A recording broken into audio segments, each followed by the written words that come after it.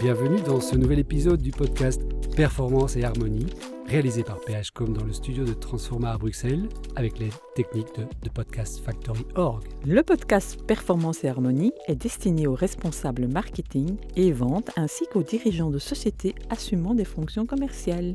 Nous vous partageons tous les mois les bonnes expériences en matière de recherche de nouveaux clients pour les entreprises actives en business to business. Vous pouvez retrouver chaque épisode sur le site de phcom.be, PHCOM, et également sur toutes les bonnes plateformes de podcast.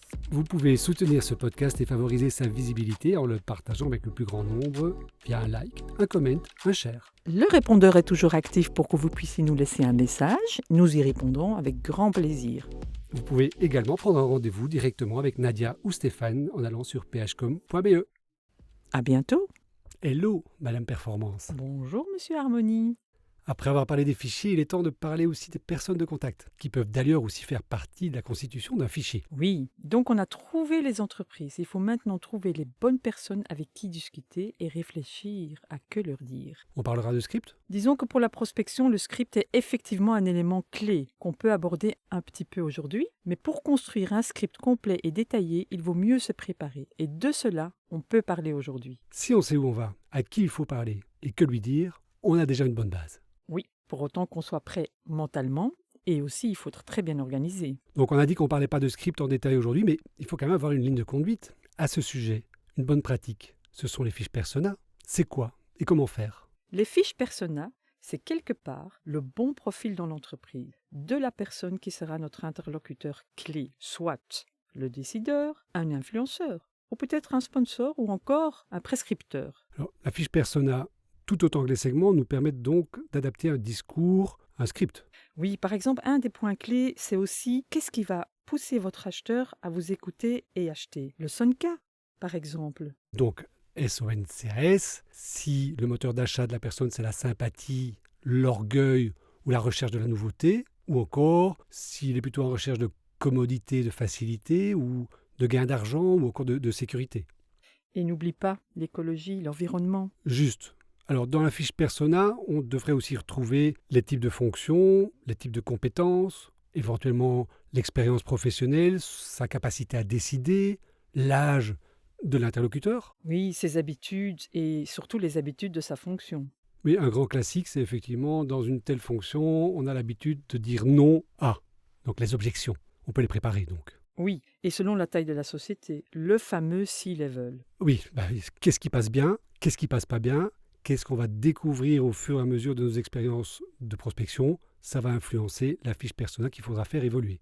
C'est ça. Donc en fonction du type d'entreprise, de son segment, du profil de personne, il y aura des choses à dire et une manière de le dire. Ça, c'est le deuxièmement. Que va-t-on lui dire ? Le but du téléphone, je le rappelle, c'est d'abord de qualifier ces entreprises d'intéressantes, d'intéresser son interlocuteur en suffisance pour, si c'est le bon moment, obtenir un rendez-vous, une première rencontre. Donc il faut donc énumérer les bonnes raisons pour lesquelles se rencontrer. Ça peut être la curiosité, ça peut être la nécessité de résoudre un problème, satisfaire une envie ou encore l'obligation d'avoir une offre supplémentaire. Oui, en t'entendant Stéphane, cela permet de faire la différence entre les trois types de rendez-vous. Le rendez-vous de présentation, de challenge, de compétition.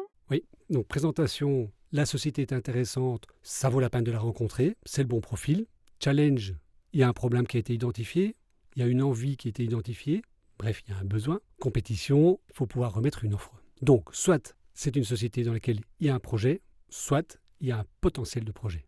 Prenons quelques exemples. Ok, j'approche une PME pour proposer par exemple des services de consultance en organisation. C'est donc au patron qu'on va s'intéresser, alors qu'il a déjà évidemment ses habitudes. Quels sont les mots-clés qu'il voudra entendre ?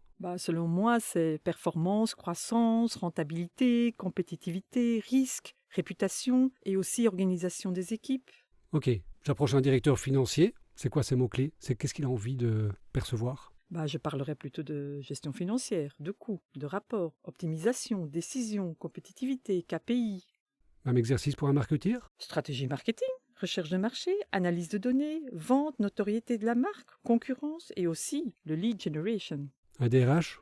Et là, je dirais gestion des employés, formation et développement personnel, développement des talents, conformité, bien-être, productivité, avantages extra-légaux, Amélioration des efficacités, avantages. Donc, on sait à qui parler, on sait grosso modo les mots-clés qu'on va pouvoir utiliser, mais je reviens sur ma question du début. Comment les trouver? Alors, si tu as la société, tu peux trouver le patron dans la BCE.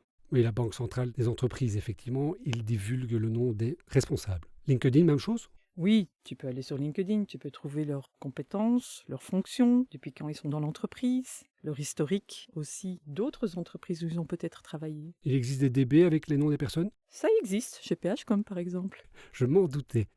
Oui, un bon truc aussi, c'est collecter les cartes de visite lors des événements, lors des networking. Alors Lusha, ça c'est un petit truc aussi qui marche bien, un plugin LinkedIn. Trouver son chemin dans l'entreprise à partir de la réception, ça aussi c'est un bon truc. Elle donnera un numéro de téléphone direct par exemple. Oui, ou alors on a un numéro d'un collègue, on appelle et l'air de rien, on reçoit les informations de la bonne personne de contact. Exactement Stéphane, on a quand même pas mal de choses à notre disposition. Donc, on a une liste de sociétés, on sait qui il faut appeler, on sait ce qu'il faut lui dire plus ou moins, on l'a trouvé par X ou Y raison. Et tu disais qu'il faut encore se préparer mentalement et de manière organisée? Mais oui, une bonne organisation, une préparation mentale, comme par exemple débuter chaque journée dans les meilleures conditions et créer un environnement de travail agréable. Quelques recommandations comme par exemple être frais et dispo afin d'avoir l'énergie et la bonne humeur. Sourire, sourire, sourire. N'hésitez pas à mettre un miroir devant vous pour vous voir sourire. Se rappeler une bonne expérience. Par exemple, se rappeler votre dernière vente. Une chouette entrevue avec un prospect. Alors, un bon petit truc aussi, c'est toujours être prêt à écouter et à savoir rebondir sur ce que l'autre va donner. Ça, c'est typiquement les formations qu'on peut donner avec un pro-training. Oui. Sont super les formations ImproTraining. Au niveau de l'organisation pratique, quelques recommandations, Nadia? Oui, il faut bien sûr s'assurer que le bureau soit bien rangé, dégagé, se préparer une boisson, un jus, une eau ou autre chose, préparer de quoi écrire ainsi que des feuilles de brouillon, préparer son casque, plus évidemment un second écran, c'est bien plus pratique. J'imagine un bon CRM qui permet de tracer toutes les informations au fur et à mesure. On peut plus s'en passer aujourd'hui. Préparer ses prochains appels à faire. Non plus. Préparer toutes les informations dont on aura besoin en rapidité, avec vitesse. On doit pouvoir avoir accès au support, plan de prospection, information de l'entreprise, brochure, etc. Ayez toutes ces informations claires et nettes en tête. Le sujet de notre prochain podcast? Comment faire une bonne intro? Merci, à bientôt. À bientôt Stéphane.